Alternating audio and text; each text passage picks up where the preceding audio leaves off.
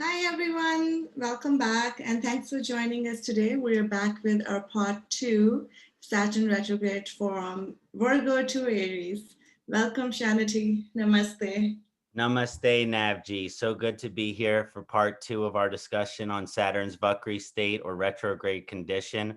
I hope everyone enjoyed our first elaboration from Pisces to Libra. And in the honor of the retrogression, we're going to be going from Virgo down through Aries today. We're going through all of the Lugnesh retrograde. Thank you. Thank you so much for joining us today, Kṣaṇāti. Wonderful. So let's just start with a quick chant to Shani Deva, and then we'll get started.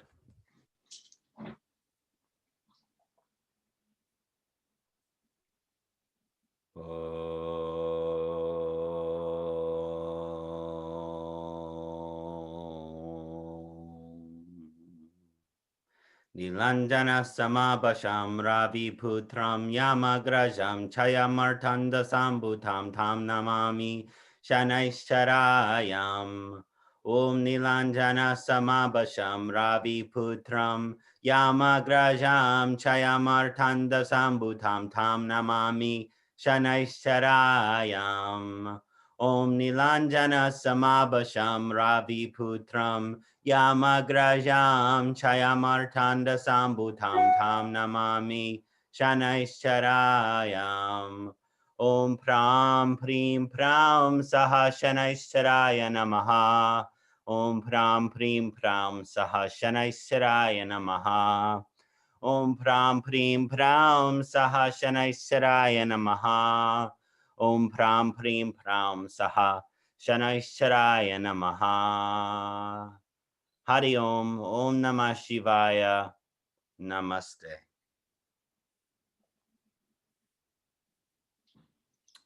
Welcome everyone. Excited for our part 2, Saturn Vakri state retrogression, which actually started today, Monday, May 24th, or yesterday in the afternoon, but it's really running full circle now. Saturn's picked up some speed in its retrogression. And so we're really excited to discuss the second part on Virgo through Aries. So let's start with Virgo. Again, just to summarize here, it's currently in retrogression and it continues its retrogression until 11th October. So we got the rest of May, June, July, and August into the beginning of October. So we're going to notice a lot of the effects primarily throughout the whole summer here. So first, we're going to start with Virgo. So for the Virgo ascendancy, Virgo is ruled by Mercury, Buddhayaha, the emblem of intelligence. And Saturn and Mercury are actually considered to be friends with each other. So it's somewhat of a functionally benefic transit. The primary indication here on the retrogression of Saturn is hitting the 5th house for the Virgo or Kanya ascendancy. And this 5th house is a very powerful Dharma vibration house. Whenever we're going to the finding of our Dharma, it's never an easy road because there's always kind of things that lead us out of that direction. Saturn's position here in its own sign in the 5th house of where we learn our Dharma is really going to help us establish ourselves and connect to ourselves here. This is a house of education, and so this is a really good time for educational inquiries. The Virgo ascendancy is already a lover of study, a lover of using its intelligence for writing and reading and increasing its knowledge. I believe that the Virgo really likes to study and learn and really start to incorporate a comprehensive knowledge base. Now, with the Virgo ascendancy, the Buddhayaha and the discretionary factor of the consciousness, the Buddhi, it likes to concentrate. For the Gemini, it's a little bit more spread out. For the Virgo, it likes to concentrate. And so the question on the educational basis is, what are you focusing your concentration on? There's a time for multitasking. There's a time for dipping our toes in different areas. But for this transit, we really want to focus our attention on one specific thing. So the question is, what area of life for the Virgo ascendancy do you really want to focus your learning on? And this usually comes from an area of life that actually helps increase your virtue. So it's not just learning for the sake of learning, but we're looking for an upachaya energy as a Virgo to see, okay, well, how can we become a better person? And the fifth house is also a house of an inherited past lifetime karmas. And so Kṣaṇāti, who really is the bearer of karmic debt, depositing itself in the fifth house of retrogression, it really is encouraging us to understand, okay, well, what is our karmic debt and how can we work on them? The Vakri state or condition of Saturn actually increases its bola, increases its planetary strength, because when a planet is in retrogression, it really appears closer to the Earth and kind of has a stronger impact on us. So we really want to understand, okay, well, what are some of these areas that I can work on?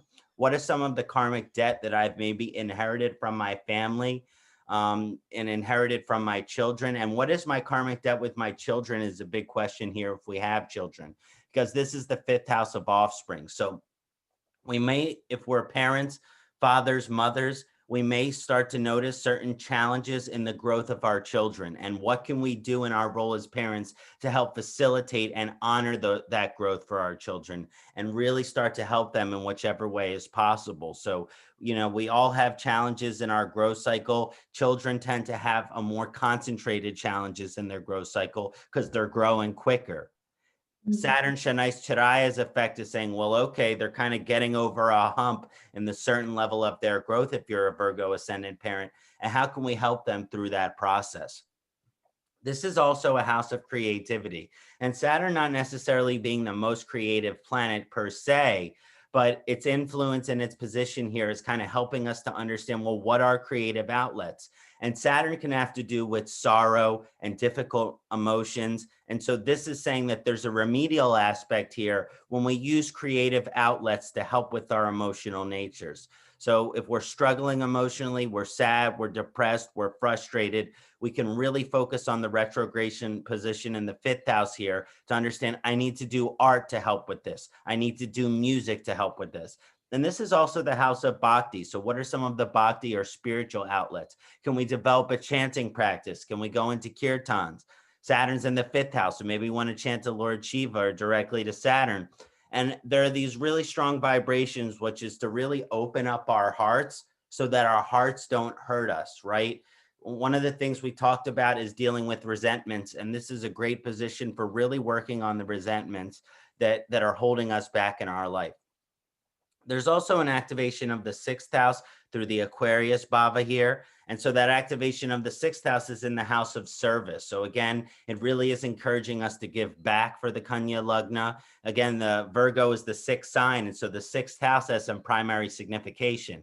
And so we're seeing the Jupiter Aquarius position there, which is going to help with our knowing that we should do service, but Saturn is encouraging us to really take those actions and really help the Shudra, the servant, the lowly caste, the people who are struggling. Maybe there's homelessness, maybe there's drug addicts or alcoholics, maybe there's people that are struggling with poverty or abuse. We really want to encourage as the Virgo Lagna to really help these people. Now, when Saturn was in its primary state going direct, this is the sixth house of enemies too. So we might have noticed some distance from our enemies, but the retrogression is kind of going to bring those things back to the surface and really help us want to work on a relationship with our enemies. And again, I've said this many times, an enemy is not someone who's out to get you. An enemy is someone who may be selfish or have narcissistic tendencies and really doesn't have your best interests at heart. But Jupiter's position here and Saturn's influence here is really encouraging us to keep our friends close and our enemies closer. And there's really nothing better we can do than be in service and kindness and generosity to the people in our life that we actually don't feel are helping us. Because again, to make an enemy out of an enemy is to make them more of an enemy. But to be kind and in service to our enemy is actually to reduce that malefic effect.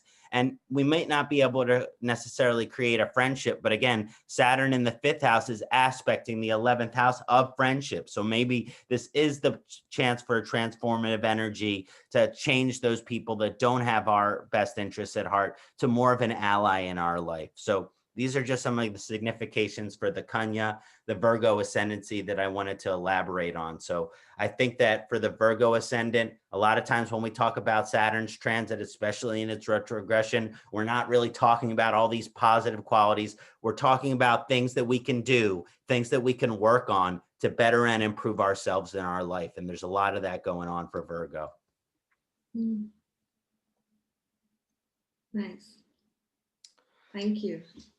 My pleasure. All you Virgos really want to, if you're parents, and then also just before I forget, if you're not a parent and you want to be a parent, the retrogression of Saturn isn't going to help here. It's going to really want you to help you practice patience. Saturn is a planet that delays, but it doesn't deny. And so maybe you're not going to get pregnant over the retrogression period because Saturn is continuing until next April and it'll go direct in October.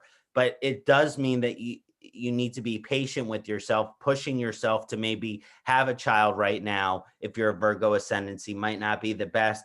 And just to understand that it's going to happen and being patient with that process might be really what surrendering to God's will in this position is all about. Nice. So next we're going to talk about the Leo Simha Lagna, Simha ascendancy here. And again, this is a little bit of a different because Leo is ruled by Surya Deva, the sun. And the sun and Saturn have this very difficult relationship from a mythological and mystical perspective. The mantra that I read earlier today, one of the lines of it is that the Saturn shadow is so great, it is so vast, that it even has the power to cover over the light of Surya. And from an ancestral perspective, Saturn is the son of the sun, the child of the sun. And the sun's light can overshadow the greatness of Saturn. But again, this mantra suggests that during this primary strong state of the retrogression of Saturn, Saturn can actually overwhelm the effect. So one of the things that we talked about when we looked at this briefly was when we looked at Virgo was Saturn's influence with Aquarius in the 6th house. Now we have a Vijapreet Raja Yoga going on because the ruler of the 6th is in the 6th and it's in a Vakri state.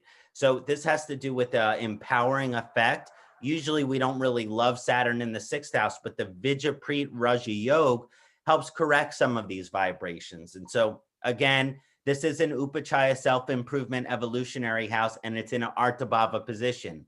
And if you'll also notice in the transit chart right now, we have Rahu in its exaltation in the 10th.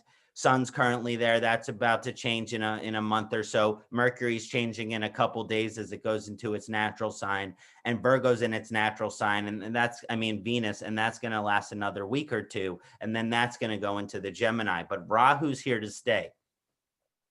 One of the things that you might notice is that the 6th house is the work house, but I separate it from the career house because it has to do with being a slave to our job. And that might not actually be the most fulfilling area of life for us in terms of the work that we like to be doing. Sometimes the work that we like to be doing, the most fulfilling for us is not the job that we have. And this might be something that the Simha Leo is expressing or experiencing because the Leo is ruled by the sun and that's in the 10th house, even though it's going to be changing. They're really striving to fulfill their soul through the work that they do. But Saturn's transit in the 6th house isn't necessarily going to be helping with that. But it's all about paying our dues. If you want to get to that leadership position, Leo ascendancy, it's about working 40, 50, 60 hours a week and really giving your job your all. Maybe you're doing an apprenticeship. Maybe you're doing a residency. Maybe you're starting, to work under someone and you don't really like as a Leo ascendant working for someone, but it's actually your ability to give that position 110% of your energy that's going to pay off. So again, it's really about working full time here. It's highly encouraged. If you don't have a job and you're a Simha Lagna and you're like, well, I don't want to work that job because it's beneath me. Let Saturn humble you because that ego that's going to come from you not wanting to work that job that's beneath you might actually limit you from getting to the job that you want to get to. So really kind of fall humble to Saturn's influence here and really start to give yourself a lot of that work and dedication to that work, no matter how it manifests. But it's really suggesting a full-time job over a part-time job right now. And I certainly don't encourage joblessness because it's really going to limit Artabhava, your financial security and success over the course of this period. The Upachaya is also really self-improvement evolutionary here. Look at yourself in the mirror. Work on your flaws. Work on your weaknesses. It's highly encouraged by the 6th house position. So I just wanted to manifest and discuss some of those influences on the Saturn in the 6th house. And again, this is the house of enemies as well. So we do want to understand that, again, you can want to be in service to your enemies with that Vijapreet Raja Yoga in the 6th house. So it's not necessarily friending them, but really wanting and the Capricorn influence might show that they're in your job. They're your coworkers. You really want to start to manifest a more kind and generous relationship. Maybe it's these people that have position over you. You know, one of your bosses or superiors is telling you to do this, and you want to say, fine, I'll do that thing. And that is going to give a cold shoulder or to the person that you're working for, and they're not going to want to promote you. So even if you do feel kind of like frustrated with your coworkers during this time, be kind to them. If they ask you to do something, be like, sure, no problem. It might sound a little unreal, but there's a strong energy here. Fake it till you make it if you want the results. Fake it till you make it, really being helpful for the Leo ascendancy here when it comes to being kind to people who have authority over you. We're also seeing the activation of the 7th house. So it is a really good time to want to improve the relationship with your partner, learning with your partner because of Jupiter's position here, and really working on the consciousness evolution because of Aquarius with the partner. So it is really a good time to establish new romantic relationships and really deepen the relationships. And one of the incompatibility aspects when it comes to the relationship for the Leo ascendancy during this time is the way that you perceive things. Is your perspective on the universe similar to your partner's? If not, you might experience an incompatibility. You might experience an incompatibility here. So you really want to make sure that your perspective, your consciousness is aligned with your partner over this period. And it could be really good in the developmental of getting to the next stage of the relationship. So that's the Leo ascendancy. Not necessarily the easiest transit, but really radically supportive for Artabhava here. Right. Cancer. So again, this one focuses on the 7th house. Again, there's a malefic relationship between Leo and Saturn. Same with Cancer. Cancer is ruled by a moon, Chandra Deva. And the moon and Saturn don't have the best relationship, although it's a very powerful relationship because it has to do with discipline and our devotion. But that is sometimes hard on the emotional nature, the watery nature of the Cancer. The Saturn's position here in the 7th house actually suggests some challenges in the relationship. Usually the Vakri state or condition is like, well, for the Cancer ascendancy, if you're in a romantic relationship, I'm growing in a certain direction. Like I'm working on this and, I'm trying not to curse. I'm trying not to eat unhealthy. I'm really trying to work on these things. Is your partner? And the retrogression of Saturn might suggest, well, I'm working on these things, but my partner is not. And so when I'm trying to eat this healthy vegetarian meal and they're eating a deep fried chicken with cornbread, mashed potatoes, and macaroni and cheese, I want to eat that mac and cheese. I want to eat that fried chicken, but I'm here trying to eat my chana masala. So there really is this vibration where it's like, okay, is my partner supporting me? Are they disciplined in the ways that I'm trying to be disciplined on? And here's the thing. You might not think that, hey, it's an incompatibility aspect that they're not on the same level as me. But if you can't deal with temptation, then are you really able to in the long run? No, because then as soon as the heavy temptation presents itself, you're going to fall vulnerable to it. So again, let's say there's the example. You're trying not to drink alcohol. Your partner has a beer at the table. If you're trying not to drink alcohol, then there's going to be beer out there in the world, and you're going to have to be able to deal with seeing beer in the world and not giving into it. So again, we might be like, you know what? I'm trying to do this thing and you're not, and that's not supporting me. And there is some truth to that, but you got to be able to do it on your own. You need the discipline to be able to really work on those things. And so I don't care if they have the fried chicken and the beer together, that doesn't mean that you should. So really work on that discipline energy and the emotional nature of the Cancer ascendancy lens to, I'm hurt, I'm hurt because you're not helping me. You're not supporting me. God helps those who help themselves. So really work on yourself right now. Keep your side of the street clean. Maybe not worry so much about the other person, but the partner might actually be showing you, hey, you're working on this thing. I'm going to tempt you with this thing. And that might not feel supportive, but in the long run, your ability to abstain from the temptation that even that your partner presents is really the greatest long-term improvement and evolution for you. And then Jupiter's effect on the 8th house here is a really mystical vibration, you know? And Jupiter doesn't do that well in the 8th house because of the Kṣaṇāti position here. But it is this chance for a mystical, occult, and spiritual evolution strongly influenced here. You know, how do we, and the Saturn in Capricorn is the career, right? It's the work. So how can we balance our career and our spiritual practices over the course of this period? So that's one of the things I wanted to elaborate on for the Cancer Lugnesh.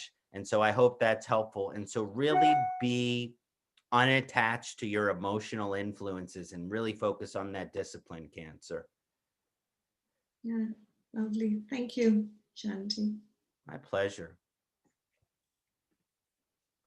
Mithuna Lugnesh, Gemini ascendancy. So again, this is a chart that we're seeing right now. One of the things I just want to say, Gemini, Mercury in 29 degrees. Get ready for that exciting transit on Mercury on your ascendancy as it goes into Gemini on Wednesday. So when we're looking at the Gemini, again, Mercury rulership and Mercury and Saturn have this beneficial relationship. However, Saturn is depositing itself in the 8th house. So it's a little bit of a mixed effect that we're seeing here. Again, though, the ruler of the 8th is in the 8th. So just like we saw for the Leo, now we're seeing it for the Gemini, which is a Vijaprit Raja Yoga. And this Vijaprit Yoga is activating itself at the 8th house. The ruler of the 8th is in the 8th. Now, usually this is 8th house Saturn is actually not really good for the physical health, because in Jyotish, in medical astrology, from an Ayurvedic perspective, the 6th house is the first 3 stages of disease, and the 8th house is the last 3 stages of disease. Sthana, Shram, Shray, Vyakti, and Beta. And that means the dosha is aggravated to a certain point where it's now depositing itself in the dhatu, in the physical tissue, Sthana, Shram, Shray, Vyakti, causing a negative effecting on that tissue, and possibly Beta stage, which is having a permanent lasting damage on the tissue. And so the tissues can be our blood, it can be our bones, it can be our muscles, it can be our mind with the Majadhatu. And so we really want to facilitate focusing on our health here for the Gemini Lugna. Saturn is a Vata planet, so be careful of the Vata dosha's influence on your health. The number one thing to pacify the Vata that I think often gets missed is getting a good night's sleep. Nothing can be as valued as getting a good night's sleep. And so a little Jatamansi cooked with a half teaspoon in milk or milk substitute an hour before bed. Jatamansi is fat soluble, so remember to cook it in milk. This is going to be very beneficial for getting a good night's rest and pacifying the Vata dosha of the mind. You really want to help on the Majadhatu here. And so there's a lot of Maja herbs like, Jatamansi and Ashwagandha and Bacopa version of Brahmi. Be very beneficial here on the 8th house Saturn. So really working, the thing about Gemini is the mind goes and goes and goes. And Saturn's influence on the 8th house is saying, well, if you go, go, go, and go, you're going to get burnt out. You're going to get, as Dr. Laud would say, roasted, toasted. And you really don't want to get roasted, toasted here because it's going to have some long-term aging effects on you. Saturn in the 8th house actually gives a long life, but it gives a long life with disease, and it can still reduce the longevity, even though it's a position for long life. So it's a make or break period for ensuring your longevity over the course of this period, Mithuna Lugna. So how can I make some disciplinary lifestyle choices to be able to slow down, to be able to smell the flowers? So it really is encouraging you, the Shanai, the slow moving effect of Saturn, to incorporate it into your life to have the greatest beneficial effect. And then the 8th house is disease, but the ruler of the eighth house conquers disease. So if you have been struggling with the disease over the course of this period, over the course of Saturn's influence of Capricorn, now is the time to really want to work on, well, how can I conquer that disease? Again, I don't want to make this political, but are you not vaccinated? If you're not open to vaccination, I'm not telling you to get a vaccination. That's not my opinion. We need freedom in life. But if you're open to an vaccination, you're wondering, should I get it? Should I not get it?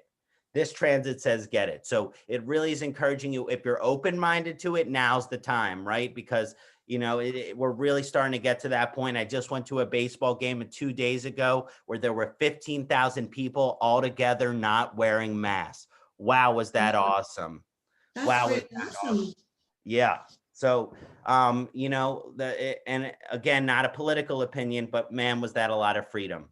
So the next point here is that the Saturn in the eighth house, this is also a mystical, occult, mystical house. And we're also seeing Saturn's activation on the ninth house of religion and the guru. So this influence is saying, okay, well, let's take our spiritual evolution to the next level, our mystical evolution. And how can we use a religious paradigm? In Hinduism, we have the yamas, niyamas, bhakti yoga path, karma yoga path, asana yoga path. How can we take these different paths to further facilitate our mystical or spiritual evolution? There's no better time to really start to integrate the teachings of our gurus, because the guru planet in the guru house, activation by Kumbha Saturn.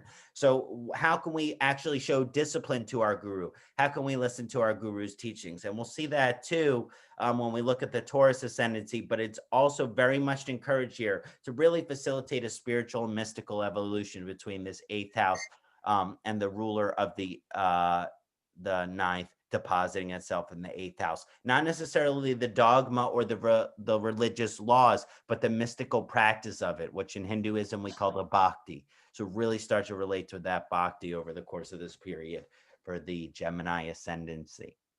Hope you're excited, Gemini. Functionally benefic transit and the Vijaprit Raja Yoga. Mercury's moving on Wednesday to Gemini? Yeah. Yeah, right in time for the eclipse, right? Yeah, it's going to be a big eclipse. It is. Lunar, and there's solar eclipse on the 10th and lunar's on Wednesday. Yeah, there's not going to be another full lunar eclipse of this magnitude for almost 3 years after this. Oh, wow. So really good time for the spiritual practices. Yeah.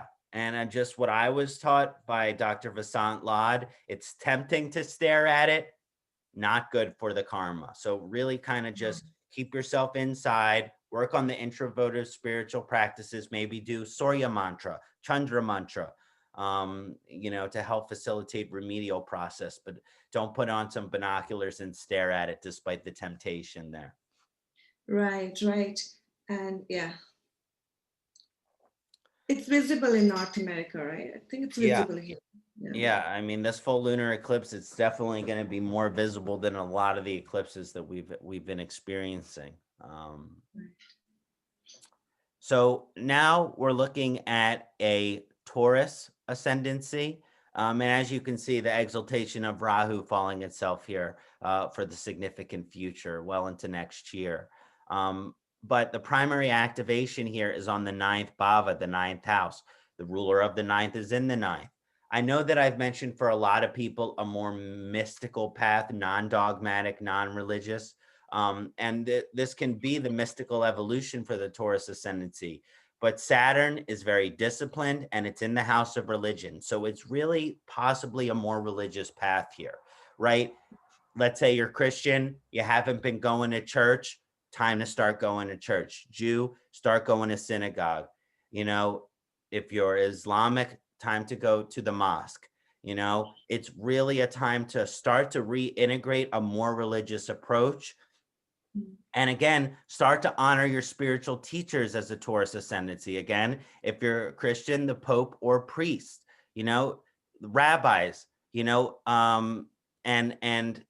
all of the different imams, right? I was thinking of the word imams, but yeah, all of the spiritual teachers in your religious tradition, I really want you to be able to follow them. If you're on the Hindu path, honor your gurus, right? And if you're a Buddhist, honor the inner Buddha, the inner Buddha, the Buddha Dharma within yourself. So really start to really focus your attention towards your teachers and your gurus, and really start to develop an intense discipline that they would be happy of. So this does kind of have an energy of maybe being open-minded to religious law and order, not necessarily because those things are necessary, but because they help facilitate our spiritual growth and our evolution. And it's the discipline, the sadhana of our lives, the routine, that actually helps manifest the greatest potential here. So I am highly encouraging that from the ninth house activation. A lot of spiritual evolution during the course of this period. And it might help to kind of pick a religion, even as the Rahu's transiting. Maybe it's a religion outside of the one that you're born.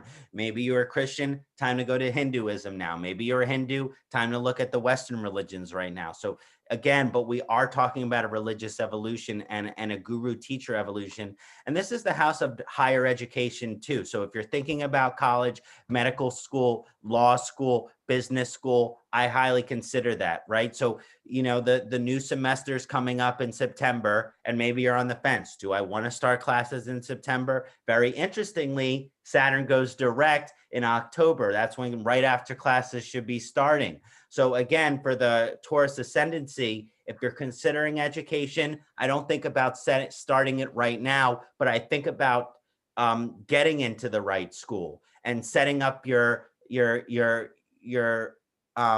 you're going to live when that school starts in September or October. So I do encourage the pursuit of higher education for the Taurus ascendancy, but that's all balanced by the career activation in the 10th house here. And so it's a balance of education and school and job at this time. So really, what is that job that I'm looking for? Jupiter is saying, okay, I want to grow to that position. Maybe that growth position isn't possible until we go to school, because the ruler of the 10th is in the 9th. So maybe we have to go back to school to get to that next level of education that we're seeking. So there's a highly educational energy, both academically and spiritually, over the course of this period for Taurus ascendant. Oh, it's lovely. Last but not least, and this is the first time we've ended with Aries, and I think there's nothing more appropriate than to do that during a Vakri transit discussion, because we've been going through them retrograde, because we started with Pisces. So I just think that's right. Very appropriate. So Aries ascendancy ruled by Mars, and the malefic relationship between Mars and Saturn is a strong one, right? Saturn is debilitated in Aries. So this is a functionally malefic transit. We're not loving this here.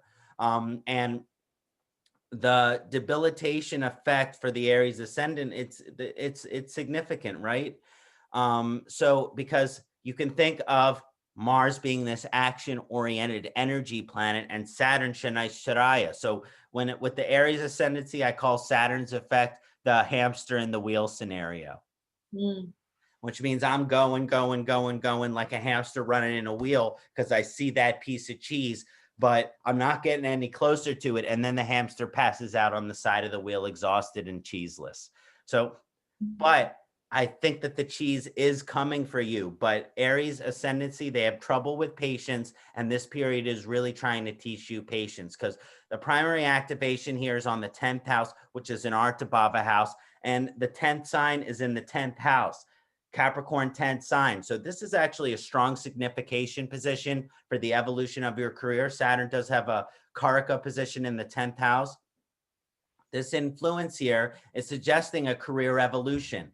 Maybe you've been striving for that next layer of growth in your career. And as you gotten closer and closer, and probably as Saturn was going stationary before its retrogression, you're like, oh, now it's farther away again, right? But now that doesn't mean that we're not going to get closer to it over the course of this retrogression period. We are. And so it is really a time to not give up, Again, maybe because there have been certain setbacks or delays in that career area for the Aries ascendancy, you're experiencing a setback, and this can actually take the juice out of our motive.